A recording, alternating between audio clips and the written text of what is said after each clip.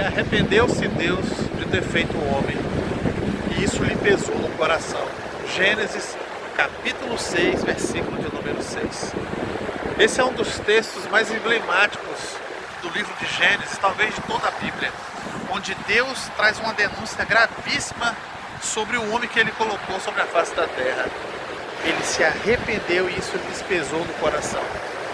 Aqui nós temos um termo intercambiável que não expressa exatamente o que aconteceu na mente, no coração de Deus naquele instante em que ele estava pensando isso. Porque Deus, sendo onisciente, ele não pode se arrepender.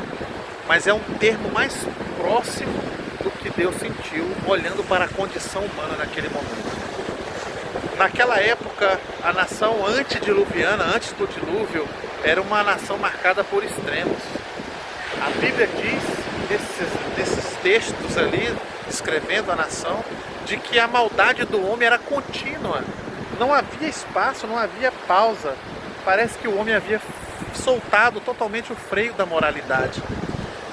Muitos acham, porque nos livros infantis não é mencionado isso, mas já era a era do bronze. Ali já haviam os arcadianos, os arameus, homens que já forjavam suas armas no bronze, no metal. E isso fazia com que eles guerreassem um contra os outros e a matança era muito grande. Casavam-se, davam-se em casamento, o homem só pensava em uma coisa: ter poder acima dos outros.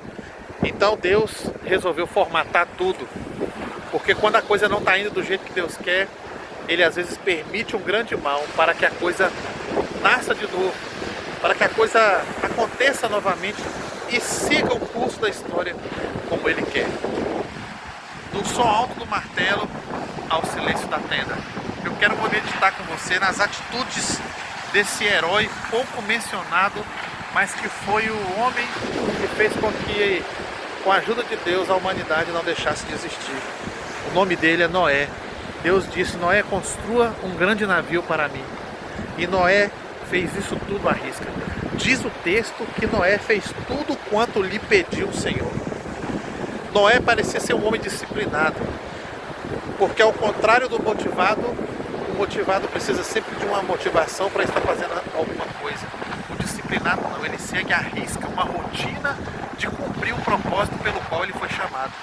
E a Bíblia diz que levou 120 anos para que Noé construísse a arca. E o texto diz que ele não fraquejou, ele cumpriu a risca até o fim, tudo aquilo que o Senhor lhe ordenara. Isso nos dá uma lição de que tem pessoas que precisam estar sempre se motivando, sendo motivados para servir a Deus, fazer a vontade de Deus. E Noé, com toda a pressão social que existia sobre ele, porque ele era o profeta do juízo final, ele continuava sendo fiel a Deus, construindo um grande navio no meio de um deserto, onde ficava longe do oceano. Não havia uma regra de engenharia náutica, porque a arca não tinha leme. A arca não teve um timoneiro, não tinha vela, não tinha motor, não tinha nada disso. E mesmo com tudo isso parecendo uma loucura, ele se manteve fiel a Deus.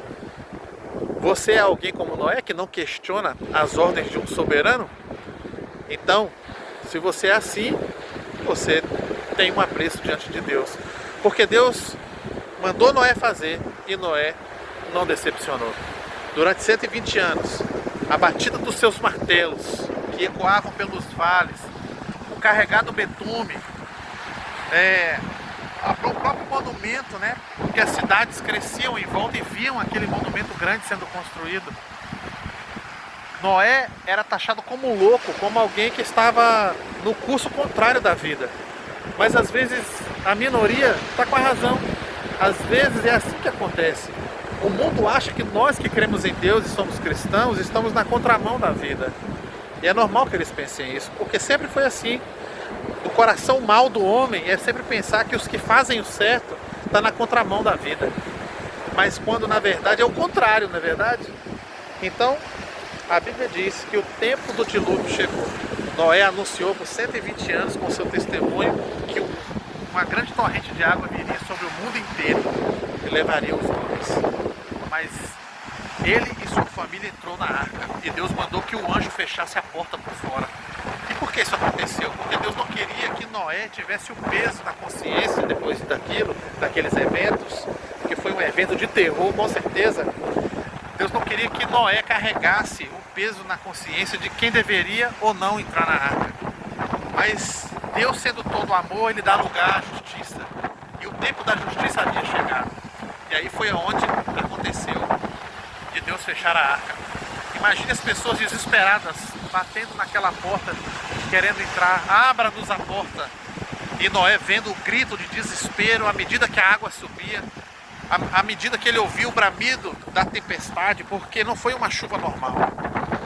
A Bíblia diz que as comportas do céu se abriram, os abismos se fenderam, e a água ela veio só de cima, veio também de baixo, e levou a todos. Às vezes, por virarmos as costas para Deus, por ignorarmos a sua mensagem, nós achamos que isso vai nos ajudar de alguma forma. É como alguém que descobre que tem uma doença e prefere não tratar, prefere ignorar o fato, como se isso fosse fazer com que o problema deixasse de existir. Mas isso não ajudou a nação diluviana. Com certeza eles tentaram subir os mais altos montes para fugir das águas, mas isso só adiou o sofrimento. Ou piorou o sofrimento, porque sofreram antes, durante e depois, para quem prolongou ainda mais o tempo da sua partida.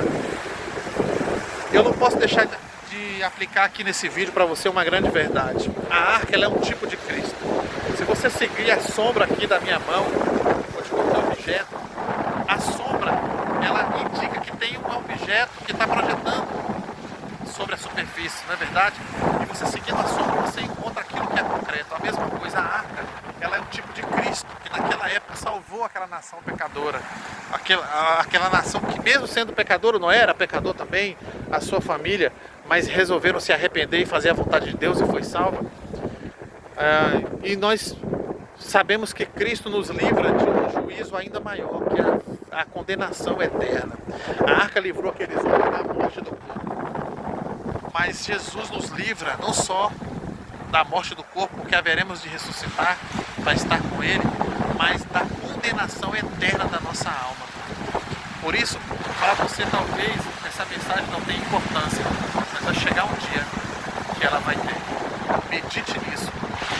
Noé, mesmo sendo um homem como nós, com as mesmas paixões, ele resolveu obedecer a Deus. Diz o texto que mesmo depois que o dilúvio passou, mesmo Noé presenciando aquela tempestade, aquelas águas que levaram a todos, matou todos os homens e salvou só os animais, ele, na própria atitude dele, que foi se embriagar e mostrar sua nudez para os seus filhos, ele amaldiçoou seu neto depois, ele se embriagou. Com certeza depois de muitos anos, porque Noé viveu muitos anos depois do dilúvio, ele entendeu que as águas foram capazes sim de purificar esse mundo, mas não o coração do homem. Só tem um capaz de fazer isso, que é Jesus Cristo.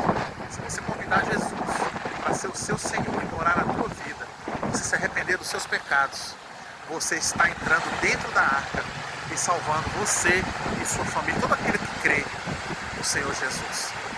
Fique com Deus. Deus abençoe.